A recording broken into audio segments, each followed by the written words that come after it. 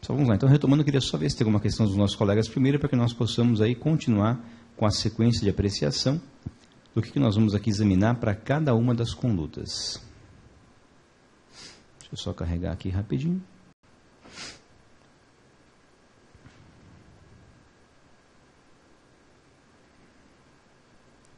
Não, questão não tem. Podemos seguir então.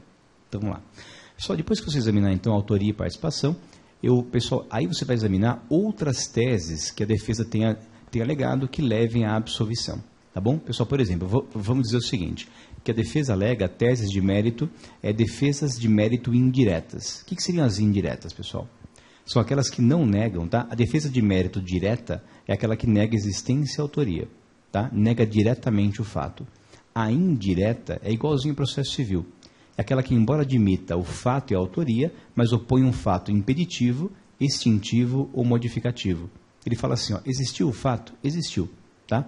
Existiu no mundo e foi o réu, mas o fato é atípico. Ele fala, é um furto de uso. Se é um furto de uso, pessoal, configura crime. Se o fim a usar não tem ânimo de assenhoramento definitivo, não foi para si ou para outrem. Se falta elementar do tipo, o fato existiu, mas ele é atípico. Nesse caso, você no caso diria o quê, gente? Eu diria existiu, foi ele, mas não configura infração penal. Não tem tipicidade formal subjetiva. Tá ok? Falta o elemento subjetivo que é o para si ou para outrem. Mas onde que você reconhece isso? Se é uma defesa de mérito indireta. Eu vou dizer isso, o furto de uso, eu vou dizer existiu, existiu. Houve subtração? Houve. Foi ele? Foi. Mas foi para uso, não foi com ânimo definitivo. Então é conduta penalmente atípica. A atípica existiu, mas não configura infração. É aqui que ela entra, logicamente falando. Tá? Então você vai examinar, depois de existência e autoria, teses absolutórias que sejam defesas de mérito indiretas. Então aqui é que você vai examinar teses de absolvição. Porque se você acolher, pessoal, você nem vai pensar em circunstância. Se você acolher teses de absolvição, eu paro por aqui. Se eu disser eu vou absolver, ninguém olha a qualificadora se vai absolver, por exemplo. Ninguém olha causas de aumento. Então, se você acolher teses de absolvição, pararia por aqui. Tá joia? Então, se for absolver, pronto, para. Nem vai examinar as circunstâncias do fato. Ou então, pessoal, um outro caso, tá? Vamos dizer que você queira examinar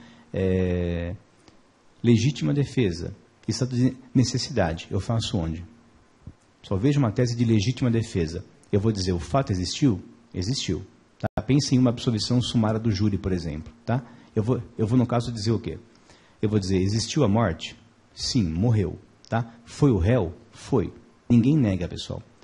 Legítima defesa, ele fala, fui eu e aconteceu o fato, mas fui eu em legítima defesa, repelindo injusta agressão atual ou iminente com um meio necessário e com modo e de uso moderado. Então, nesse caso, você iria reconhecer isso onde? Aqui.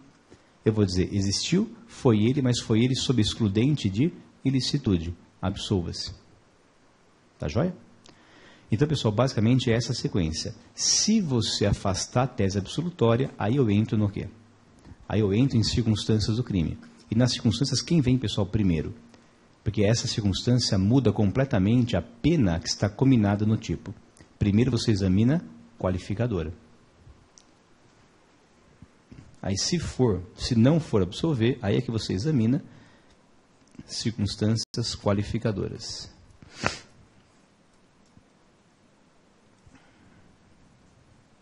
Por exemplo, no furto, pessoal. Você vai condenar por um furto. Tá? O que você examina primeiro nele? Eu vou examinar, dentre as circunstâncias, as qualificadoras. Foi um furto mediante rompimento de obstáculo à subtração da coisa. Eu examino aqui. Por que aqui, pessoal? Porque se você acolher a qualificadora, quando for aplicar a pena, você parte de outra pena. Tá? Pessoal, exemplo. Qual é a pena combinada para o furto simples? O furto simples é o artigo 155 do Código Penal. Pode abrir um pouquinho, Fer? Então, se você for reconhecer furto simples, eu vou aplicar a pena a partir de 1 ano.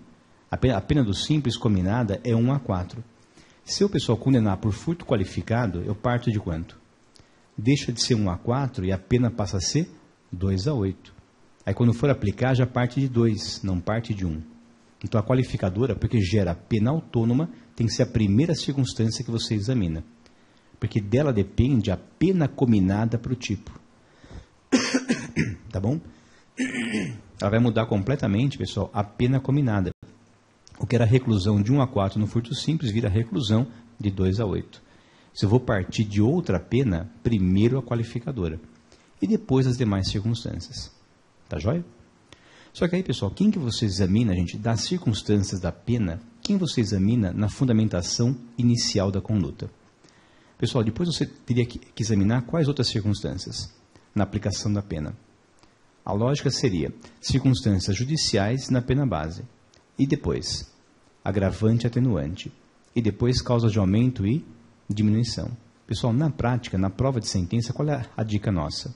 Deixa as circunstâncias judiciais da pena base e deixa agravante e atenuante para aplicação da pena. Examina depois. Por que motivo? Para não ficar repetitivo. Só na sua prova a gente tem espaço limitado e tempo limitado. Então a dica prática é, e na prática se faz assim, eu só vou examinar as circunstâncias judiciais da pena base e agravante e atenuante quando eu for falar de aplicação da pena.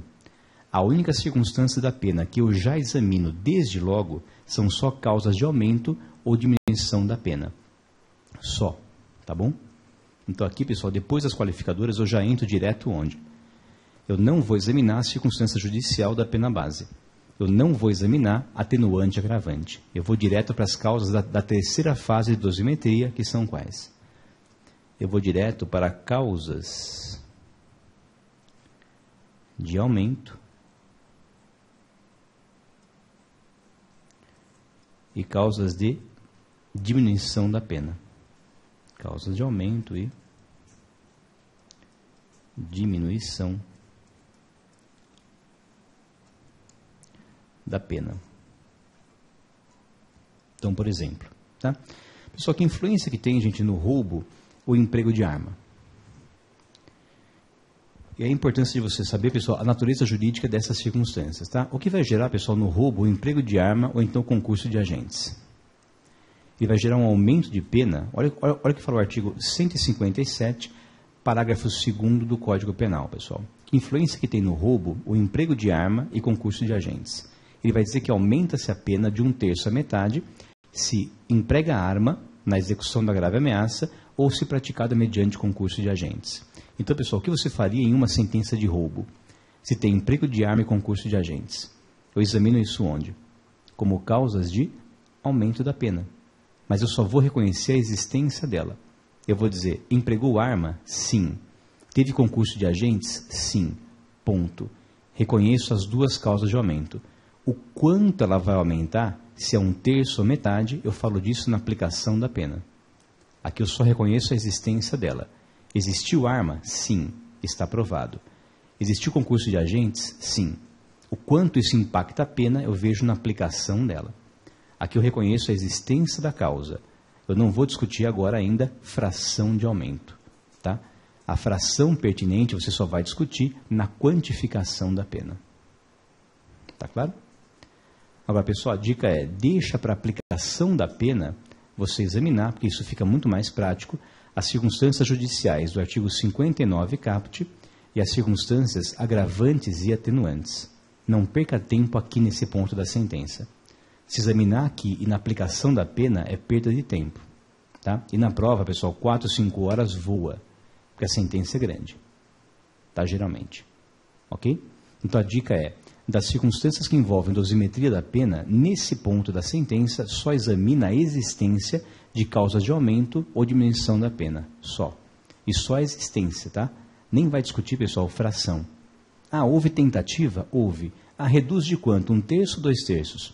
Quantidade, eu falo na quantificação da pena. É outra hora. Tá claro? Tudo bem, gente? Sim? E depois, pessoal? Depois você vai examinar aqui, ó, outras teses que haja de acusação ou defesa. Tá? Eu estou usando as principais. Se houver alguma outra, aqui você vai depois examinar. Já não cabe mais, né? Vamos puxar aqui uma setinha, vai?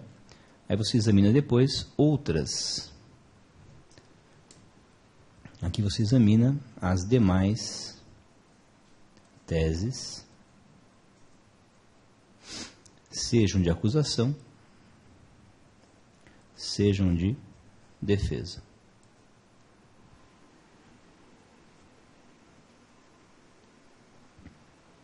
Tá certo? Tranquilo, pessoal? Então, basicamente, você vai ver tudo isso para a mesma conduta. Aí você fala, nossa, acabou? Não. Por quê, pessoal? O que pode decorrer da mesma conduta para que você possa apreciar nesse momento da sentença? Olha o exemplo anterior nosso, gente. Vamos dizer que houve aqueles nossos 2 roubos, tá? Eu peguei só o roubo 1 e vi tudo isso aqui para ele, ó. Eu vi para o roubo 1, tá? Existência, autoria ou participação, teses absolutórias, qualificadora, causa de aumento ou diminuição de pena e outras teses de acusação e defesa, tá? Agora, pessoal, no exemplo nosso anterior, praticado esse roubo, ele foi contra quantas vítimas? Olha o exemplo anterior nosso. Só em nosso exemplo anterior, o que houve aqui, ó? Houve um roubo praticado e nós já examinamos dele, ó, tudo que nós tínhamos que ver. Existência, autoria, qualificadora, causa de aumento ou diminuição, tá? Só que ele foi praticado contra quantas vítimas? Contra 4 vítimas, pessoal. No roubo, se tem, gente, 4 patrimônios ofendidos, isso vai gerar o quê? Eles praticaram, mediante uma só conduta, 4 roubos. Isso é concurso o quê, gente? O que vai configurar se você pratica, mediante uma só conduta, 2 ou mais crimes? Isso é concurso formal ou ideal de crimes. Eu vou ainda dizer o quê, pessoal? Que o fato de haver 4 ofendidos decorrentes da mesma conduta ainda configura concurso formal. Como o formal decorre da mesma conduta, você o examina ao final da conduta, porque todos decorrem da mesma conduta, tá bom? Aí você ainda diria o que ao final? Você ainda apreciaria dentro desta conduta a existência de, ó, ao final de tudo, ó, depois que você examinou tudo isso, você ainda examina o quê? Deixa eu puxar a setinha daqui, ó. Assim fica uma ordem. Ó. Depois que você examinou tudo, você ainda reconhece, se for o caso, nesse ponto da sentença, a existência de concurso formal ou ideal de crimes. Como o formal decorre da mesma conduta, você examina nesse ponto da sentença se houver. É o caso do roubo. Eu diria, o fato de haver 4 ofendidos da mesma conduta gera concurso formal neste roubo 1. No fundo, houve 4 roubos mediante uma só conduta. Mas pessoal, entendam, ó, por que você examinou o formal nesse momento da sentença? Se o formal decorre da mesma conduta, eu examino no final desta conduta. Tá claro? Tudo bem? Mas aí, pessoal, examinamos então a conduta 1 inteira. O que eu faria em seguida, em nosso exemplo do roubo? Teve um roubo primeiro, depois teve outro 15 dias depois. Aí você, pessoal, examina o roubo de 15 dias depois, de novo igualzinho. Aí eu falo ponto. Quanto ao roubo praticado 15 dias depois no restaurante X, faz tudo isso de novo. Eu vou ter que reconhecer agora, para o segundo roubo, de novo, existência, já que é outro fato praticado em outro momento e outro lugar do mundo. Tá ok, pessoal? Esse é outro fato fenomênico praticado 15 dias depois, num outro restaurante, em outro tempo e lugar. Tá claro? Eu vou ter que dizer, para o roubo 2, mesma coisa. Começa de novo. Reconhece a existência do roubo 2, praticado 15 dias depois. Eu vou dizer, quanto ao segundo roubo, praticado 15 dias depois, reconheço a existência, reconheço a autoria. Pessoal, mesma sequência. Volta lá um pouquinho, Fer, por favor. Você vai para o segundo roubo fazer igual.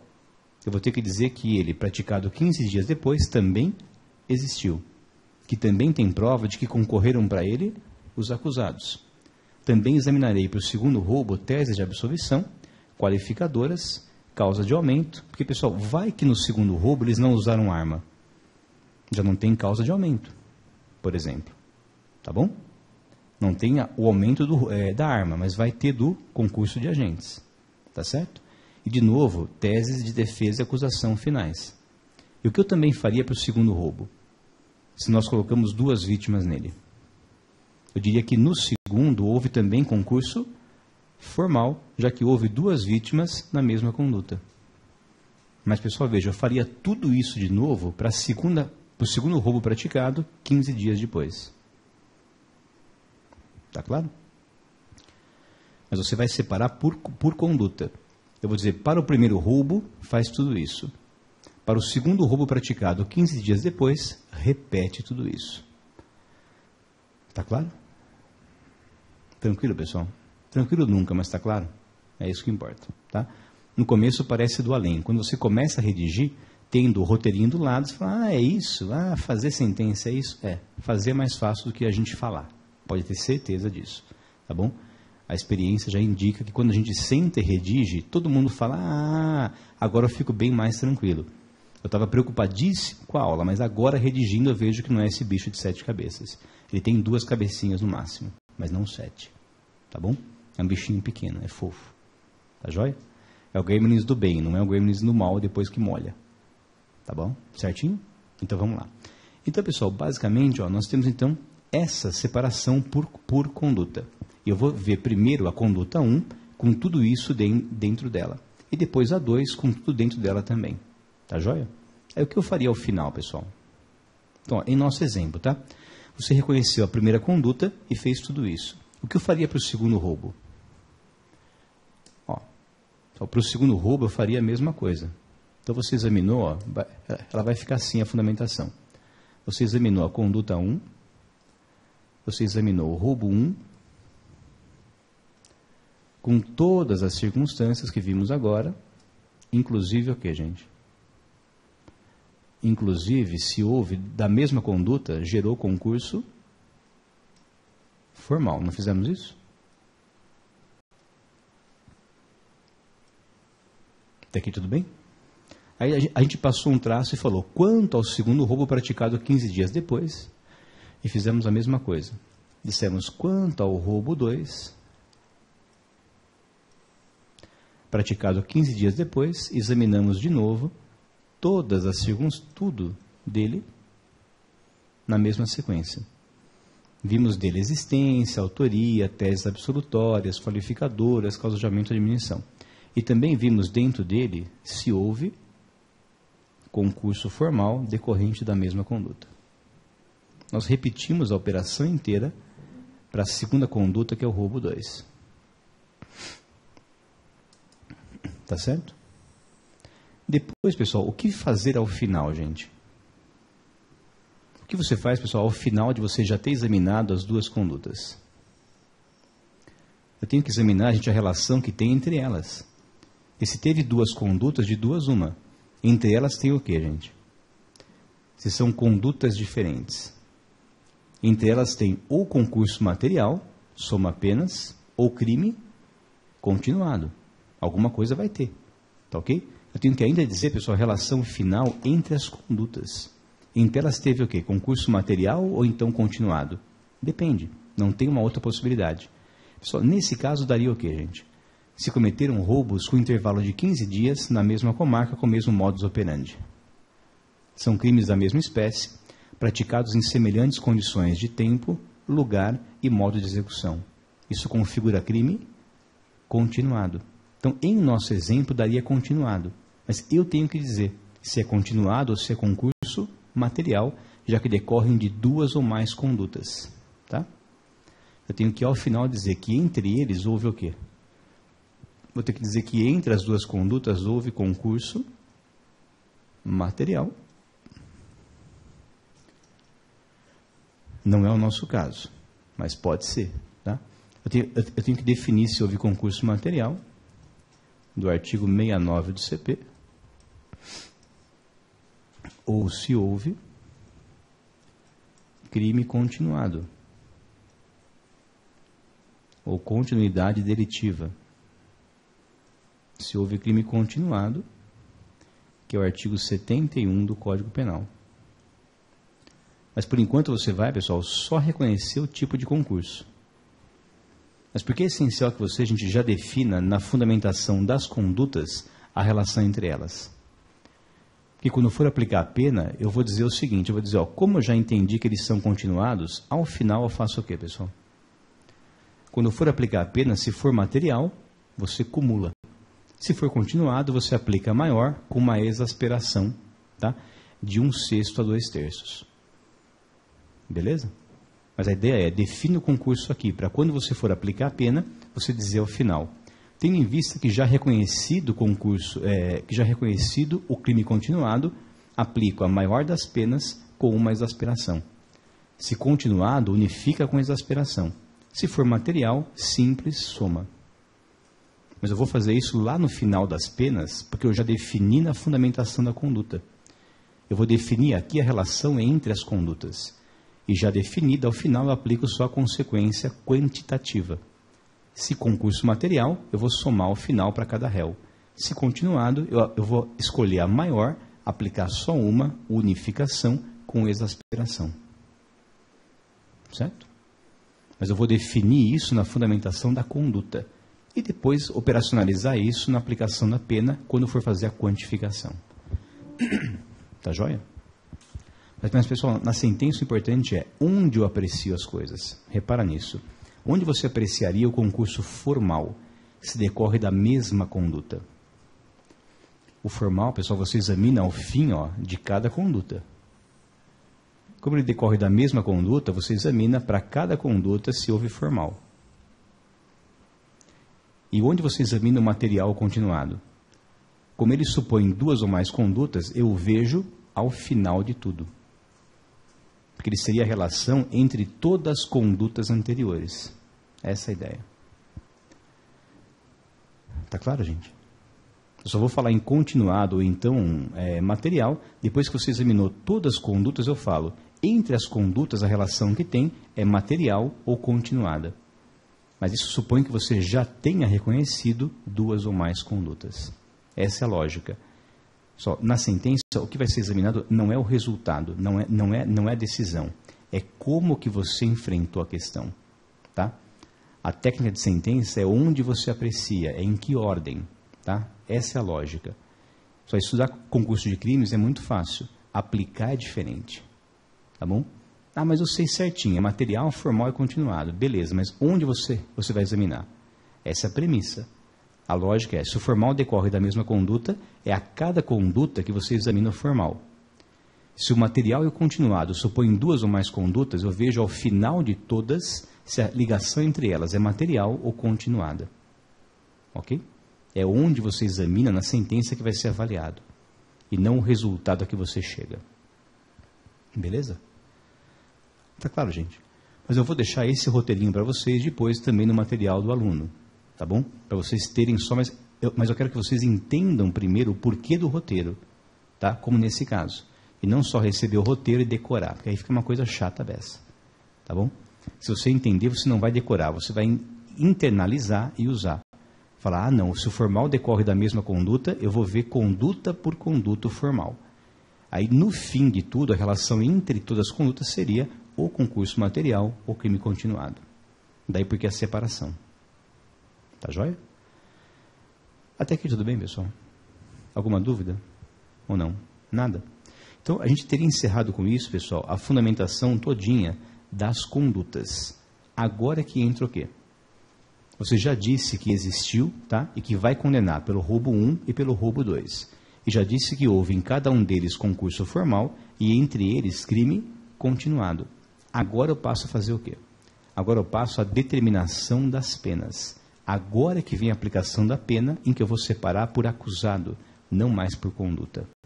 Tá bom? Então vamos lá. Aí nós encerramos com isso, passa um traço.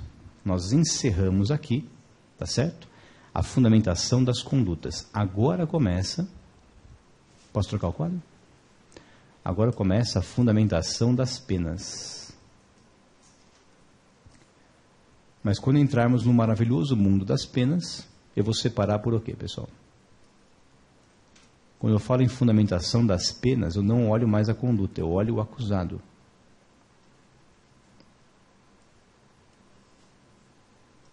A partir de agora, no fundo, a gente encerrou que parte. Eu vou voltar um pouquinho com vocês, tá? Ó, eu vou voltar para esse quadro aqui, pessoal. Olha só, a gente matou o quê? O lado esquerdo do quadro. Nós vamos entrar no lado direito. Você já reconheceu o roubo 1 com o concurso formal. O 2 em concurso formal e entre ambos o continuado. Agora eu entro para cá, ó. Agora eu entro na aplicação da pena. E quando eu for aplicar a pena, eu vou separar por acusado. Eu vou dizer, acusado 1, aplica a pena do primeiro roubo. Para o mesmo acusado, segundo roubo. Para o mesmo acusado, acha a pena total. Tá certo? Nós vamos entrar agora em pena. Se vamos entrar em aplicação da pena, eu vou separar por acusado. É o lado direito do quadro onde estamos entrando agora. Certo? Então vamos lá. Nós vamos trabalhar a partir de agora então com a aplicação, com a fundamentação das penas. E agora eu vou separar por acusado. Eu vou pegar o acusado A, por exemplo, e verei as penas de todos os crimes dele. Então, nós vamos colocar aqui, ó, exemplo. Para o acusado A, eu vou aplicar a pena de todos os crimes dele, desse indivíduo. E assim você faria a sua individualização das penas. Aí depois eu vejo o outro acusado B e todos os crimes dele. E assim vai. Tá certo? Mas eu vou, pessoal, separar por acusado. Então eu vou dizer, para o acusado A. Então, para o acusado A e quanto ao primeiro roubo. Vou dizer, para o acusado A. Quanto ao roubo 1, eu faço o quê, gente? Vou aplicar a pena primeiro do roubo 1 inteiro. Depois do roubo 2 inteiro e depois unificar tudo. Tá bom? Mas, pessoal, para o roubo 1, como nós vamos começar agora a aplicação das penas? Na aplicação das penas, gente, quem que é o nosso roteiro básico? Quem que é o guia do juiz, gente? O guia do juiz é o artigo 59 do Código Penal. Então, nós vamos, a partir de agora, seguir, pessoal, todo o roteirinho do artigo 59. Mas eu vou usar o 59, pessoal, incisos. Eu vou usar os incisos do artigo 59. Esse vai ser o nosso roteiro quanto à aplicação das penas. Tá? Eu verei com vocês, pessoal, primeiro o roteiro completo e depois veremos item por item dele com mais calma. Eu queria que vocês vissem só, pessoal, a sequência de atos por enquanto, nessa aula de hoje. Tá? Pessoal, o que você vai examinar, gente, quando for aplicar a pena para o acusado A quanto ao roubo 1? Eu vou dizer para o réu A e quanto ao primeiro roubo. Eu vou aplicar essa pena inteira. Tá bom? Depois eu vou fazer o roubo 2 do mesmo réu e depois juntar tudo. Mas, pessoal, vejam, quando eu for aplicar a pena, eu vou começar aplicando o quê? Ou examinando o quê, gente? Ó, primeiro item. Vamos seguir, ó. Quem puder, pessoal, abra aí, por favor. O que fala o artigo 59 do Código Penal? Ele fala que o juiz tem que primeiro examinar a espécie de pena. O juiz tem que primeiro examinar a espécie de pena aplicável. Então, embora seja raro, pessoal, pode ser que você tenha que primeiro decidir a espécie de pena aplicável. Isso é raro acontecer, mas estejam preparados para isso. Tá? Vai que aparece em prova, você pode matar a questão. Então, olha só. Quando que você pensaria, gente, na espécie de pena? Eu só penso na espécie de pena quando a lei comina de forma alternativa pena privativa de liberdade e pena de multa. Se vier, pessoal, privativa de liberdade ou multa, tem que fazer o que de cara? Eu posso aplicar as duas ou só uma, gente? Se for caso de combinação alternativa, eu tenho que escolher de cara. Se eu vou aplicar a privativa de liberdade ou vou aplicar a pena de multa. Eu não posso dosar ou quantificar sem escolher qual primeiro. Se é uma ou outra, primeiro eu escolho que pena que é essa. Tá joia? Só que pena que seria essa, então? Um exemplo, tá? Prático, gente. Eu só penso em espécie, então marca aí, ó. É raro, mas possível é. Eu só vou pensar em espécie de pena quando for combinação alternativa de pena privativa de liberdade ou multa. Só se a lei previr PPL ou multa. E PPL é pena privativa de liberdade. Tá? Veja um exemplo, gente. Vou mostrar para vocês. Ó. É um crime contra a ordem econômica. Confere comigo depois, ó.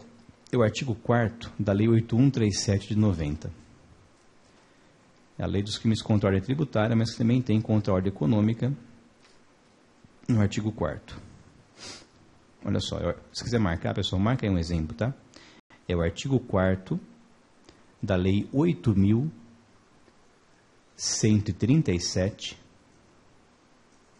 de 90. Artigo 4º da Lei 8.137 de 90. Olha a pena, pessoal, que a lei combina para ele. Ele fala reclusão de 2 a 5... Não. Desculpa. Tá, troca aí. Não é o 4º, é o 7º. Perdão. É contra as relações de consumo. Sorry. Tá. Só risca aí, perdão. Tá? Não é artigo 4º, é artigo 7º da mesma lei. É o artigo 7º da Lei 8.137 de 90. Tá? É que ele é que tem o ou, perdão. Olha o que ele fala. Detenção de 2 a 5 anos ou multa. Só veja a pena prevista. Ó. A pena aqui, ó, desse artigo 7º é detenção de 2 a 5. Ó, mas aqui a partícula é ou. Se ele fala ou multa, eu não vou sair dosando a pena ou quantificando. Eu tenho que antes fazer o quê? Escolher. Tá?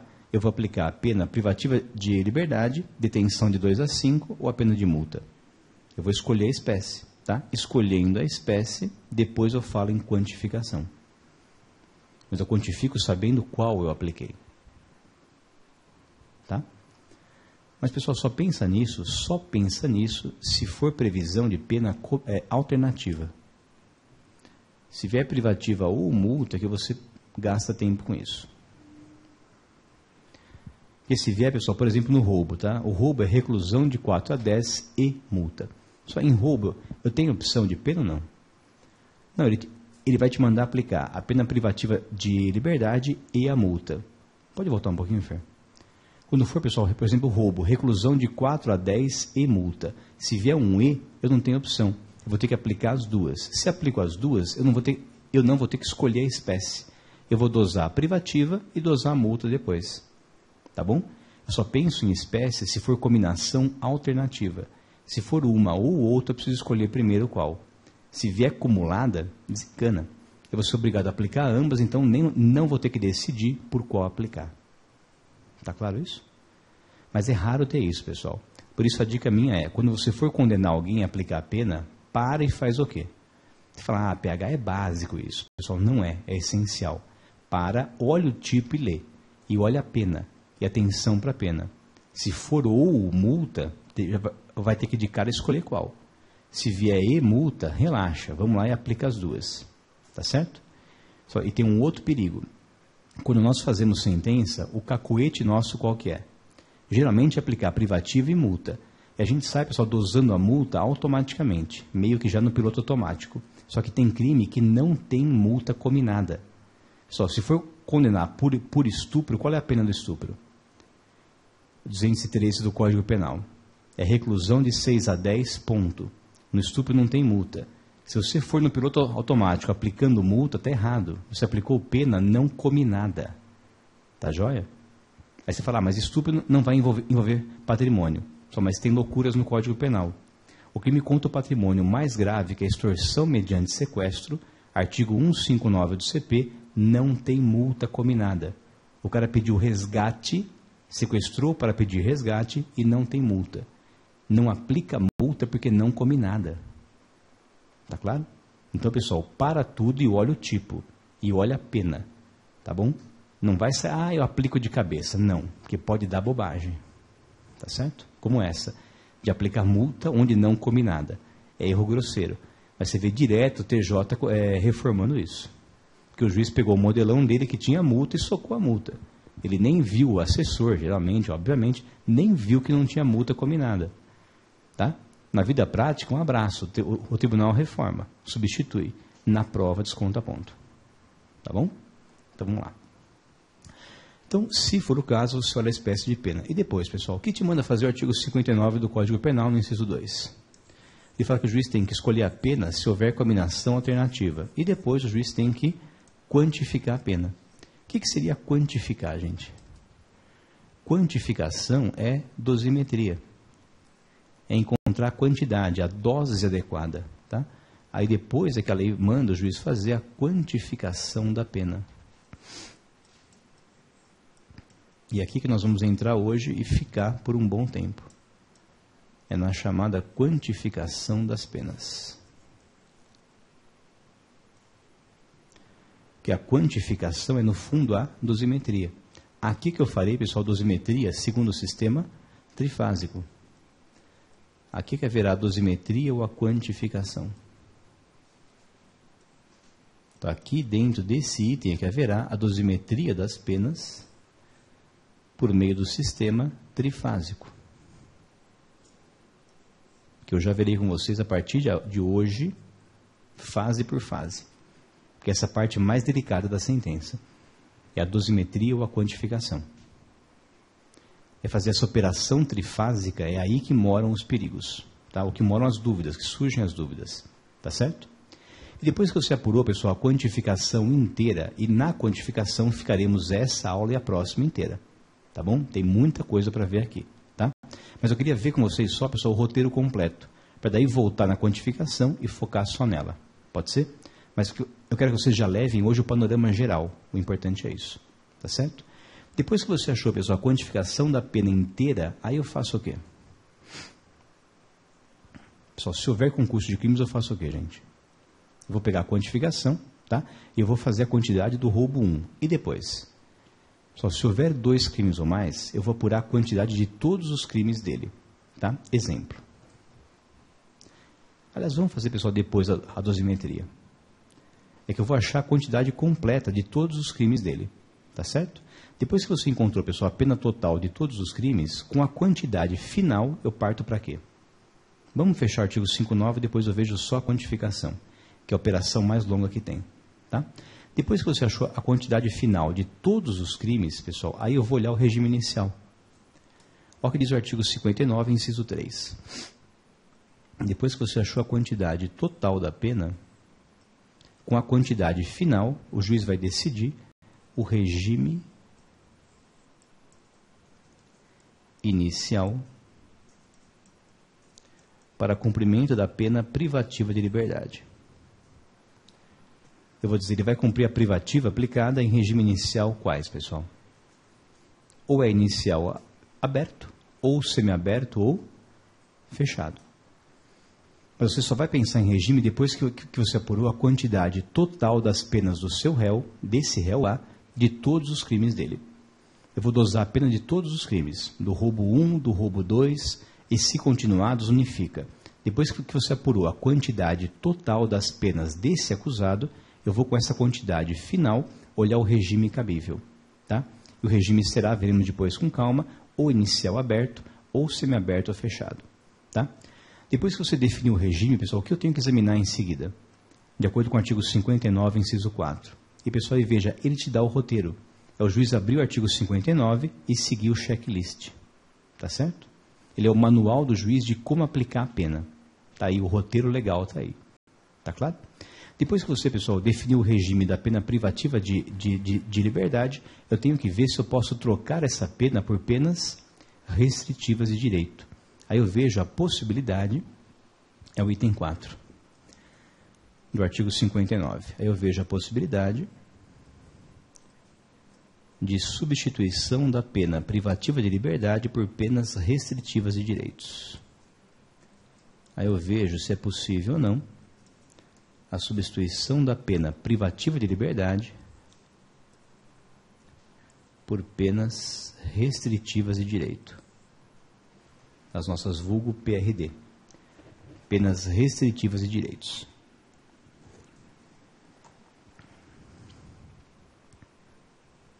Certo?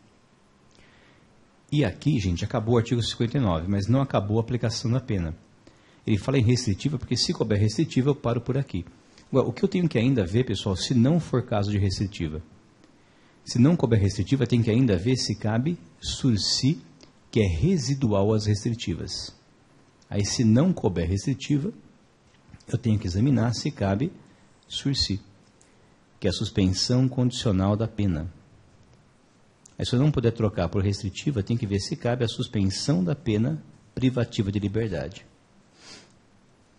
Tem que ver se cabe sursi do artigo 77 do Código Penal. Mas eu só vou pensar em sursi, pessoal, quando não couber restritiva. É o que fala o artigo 77, inciso 3 do Código Penal. Ele fala que o sursi pressupõe que não caiba, tá, penas restritivas de direito. Se aplicar restritiva, parou. Se não couber restritiva, vê se cabe sursi. Tá joia? Por isso é que dele não fala o artigo 59, porque o sursi só é cogitável se não couber pena restritiva de direitos. Tá ok? Mas, pessoal, isso você fez para um acusado. Eu peguei o acusado A e fiz o quê? Dosei a pena do roubo 1, dosei do roubo 2, achei a quantidade final. Aí eu peguei essa quantidade para o acusado 1 e fixei regime inicial, vi se cabe restritiva e vi se cabe sursi. Depois eu faço o quê, pessoal? Acusado B, e faz tudo isso de novo. Acusado B, dosa a pena do roubo 1, do 2, unifica. Com a quantidade, olha o regime do B, porque o regime é pessoal. Tá? Vê se o B permite restritiva e se o B permite sursi.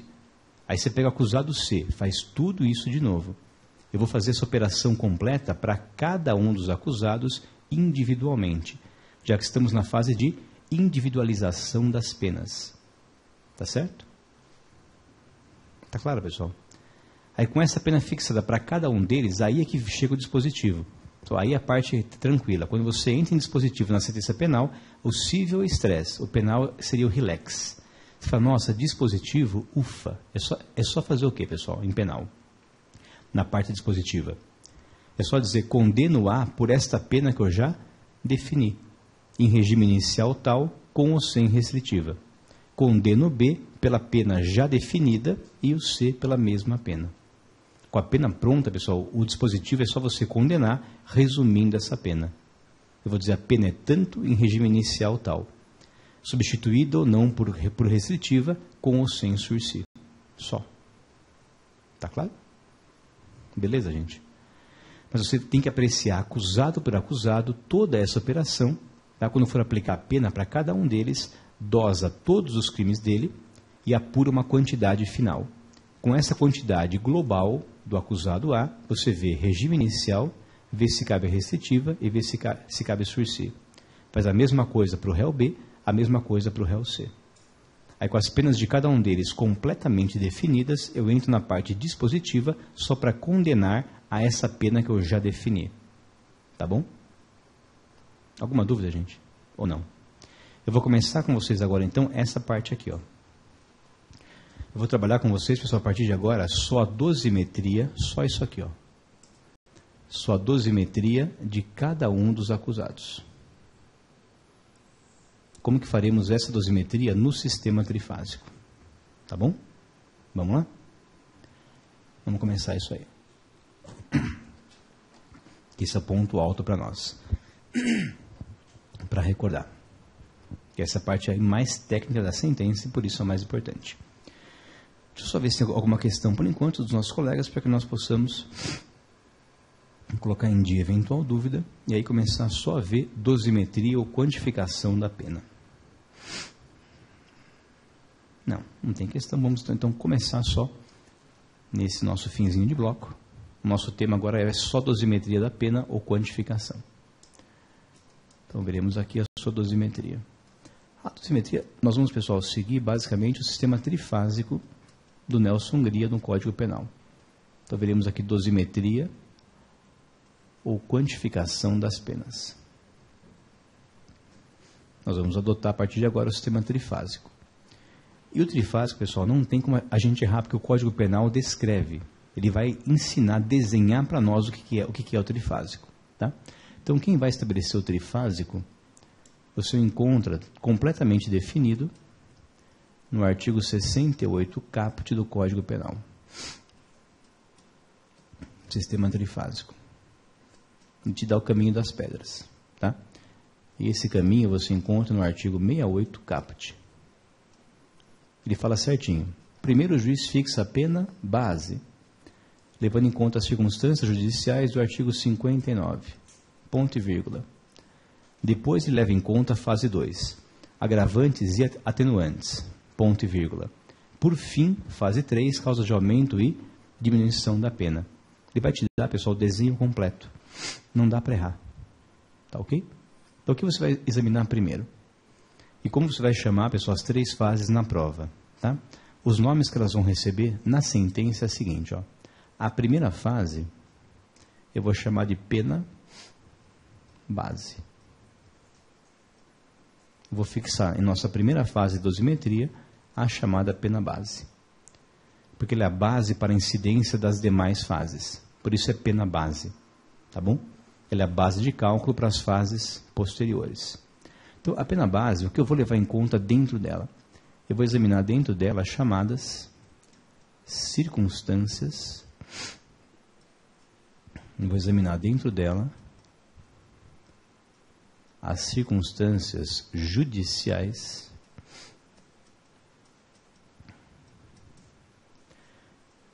estão no artigo 59, mas no caput dele, tá? Que estão no artigo 59, caput do Código Penal. Nós usamos os seus incisos, mas não o caput, porque o caput traz circunstâncias judiciais que vão nortear a fixação da pena base. E veremos já já por que o nome judiciais, porque elas vão te dar um trabalho maior, pessoal. A judicial é mais trabalhosa para o juiz. Já vamos entender por quê, tá bom? Depois que você, pessoal, apreciou as circunstâncias judiciais na pena base e apurou uma quantidade, o que eu faço depois? Apurada a quantidade da pena base, eu vou sobre ela incidir as circunstâncias da fase 2. Na fase 2, pessoal, quem vai resultar da segunda fase? Então, a pena que resulta da fase 1 se chama pena base. A resultante da fase 2 eu vou chamar de pena provisória. Isso não tem no Código Penal. Então, a pena apurada na segunda fase, eu vou chamar na sentença de pena provisória, porque ela ainda é sujeita a alteração. É a chamada pena provisória ou pena que alguns chamam de intermediária. Porque ela é a fase intermediária entre as duas pontas. É a chamada pena provisória ou pena intermediária. É a resultante da segunda fase. A que você apurou no final da segunda fase se chama pena provisória ou intermediária. Só que ela vai, pessoal, resultar do quê, gente? A pena provisória resulta da incidência de circunstâncias legais, agravantes e atenuantes. Ela decorre da incidência de circunstâncias chamadas de circunstâncias legais. E já veremos por que essas são legais, se as judiciais também são previstas em lei. Tá? São circunstâncias legais, mas agora quais? Eu vou levar em conta, pessoal, as circunstâncias legais, agravantes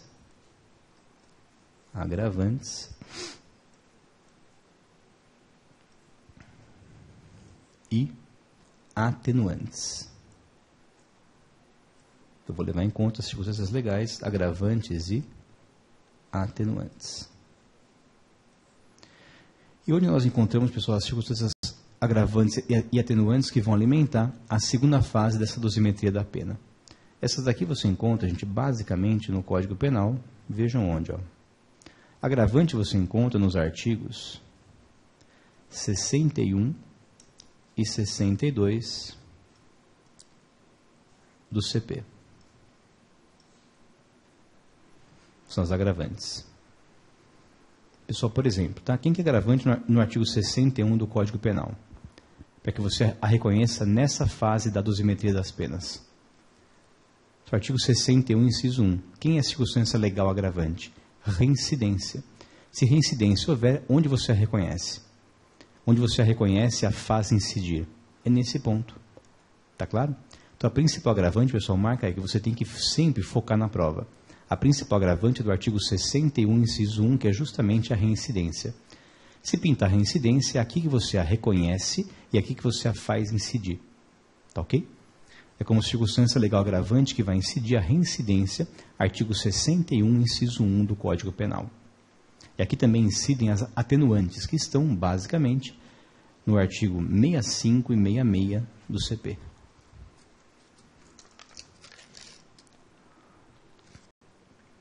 Atenuantes estão nos artigos, basicamente, 65 e 66 do Código Penal. E as que você deve, pessoal, deve atentar, porque sempre estão presentes na prova. Quem é a principal atenuante, gente?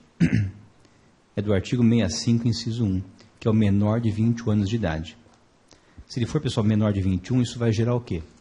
Na quantificação da pena. Isso gera uma atenuante, tá? É atenuante da chamada menoridade relativa ou imaturidade. Se não tem 21, mas ele tem 18, imputável ele é. Mas ele é menor relativamente ou imaturo. É a chamada menoridade relativa ou imaturidade. Se vier em sua prova a idade do cara, pessoal, é dica do quê? Pega a idade e calcula. A idade dele é o tempo da conduta. Se ele era menor de 21, mas tinha 18 anos, isso vai implicar uma atenuante na aplicação da pena. Não pode esquecer. Tá? E a outra importante é do artigo 65, inciso 3, a linha D de dado. Só marca aí. Outra que você deve verificar sempre na prova. É atenuante do artigo 65, inciso 3, a linha D de dado, que é a confissão espontânea. Tá certo? Se houve confissão espontânea, você tem que reconhecer a atenuante correspondente na aplicação da pena. As principais são menor de 21, inciso 1, e confissão espontânea, que é o 653D de dado. Certo? Tranquilo, gente? Tá? Aí veremos após o intervalo, então, em nosso próximo bloco, a questão, pessoal, de quem incidirá depois, que são causas de aumento ou diminuição, que vem na fase 3, para você apurar a chamada pena definitiva, já que ela vai definir a quantificação para esse sistema trifásico. Tá joia? Até já.